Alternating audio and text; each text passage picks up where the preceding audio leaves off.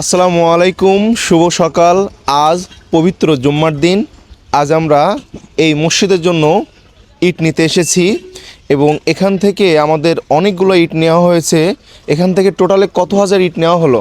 19,000। 19,000 ইট নেওয়া হলো। আলহামদুলিল্লাহ, দেখেন ইটগুলো কত সুন্দর এবং একটু দাম বেশি নাই, কিন্তু আসলে আমরা ইটগুলো খুব ভালো নেওয়ার চেষ্টা করি। দাম বেশি বলতে 1,000-এ হয়তো 1,000 টাকা বেশি নাই, মানে ভালো ইটটা নেওয়ার জন্য আমরা সেই জন্য কিন্তু ভালো ইটটাই নেওয়ার চেষ্টা করি। কারণ মসজিদের জিনিস, একটা মসজিদ যতদিন থাকবে ততদিন আমাদের জন্য মানুষ দোয়া করতে থাকবে, আপনাদের জন্য দোয়া করতে থাকবে এবং আল্লাহ তাআলা কিন্তু এই মসজিদের ওসিলায় আমাদেরকে হয়তো ক্ষমা করে দিতে পারেন। আমরা একমাত্র উদ্দেশ্য হলো মহান আল্লাহ তাআলাকে খুশি করা, তাকে খুশি করার জন্যই কিন্তু আমরা একমাত্র কাজ করে থাকি এবং আল্লাহ তাআলাকে খুশি করতেই পারলেই পরবর্তীতে আমরা পরকালে নাজাত পেয়ে যাব এবং তখনই আমাদের আসল সফলতা আসবে ইনশাল্লাহ।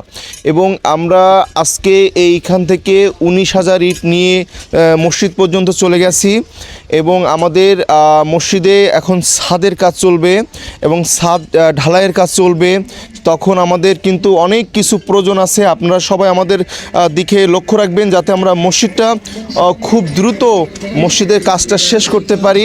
সেজন্য আপনারা সবাই আমাদের দিকে লক্ষ্য রাখবেন যাতে আমরা দ্রুতই মসজিদের কাজটা শেষ করতে পারি। আর আমরা এভাবেই যেন আরও বেশি বেশি করে দেশের জন্য, দেশের মানুষের জন্য কাজ করে যেতে পারি। আর একমাত্র আমাদের উদ্দেশ্য মহান আল্লাহ তাআলাকে খুশি করা এবং বিশেষ করে সাকিব, এদিকে আসো, ওর নাম হচ্ছে সাকিব। ও কিন্তু অনেক পরিশ্রম করে, এখান থেকেই ইটগুলো নিয়ে যায় এবং যখন বৃষ্টি হয় তখন কি অবস্থা হয় রাস্তার?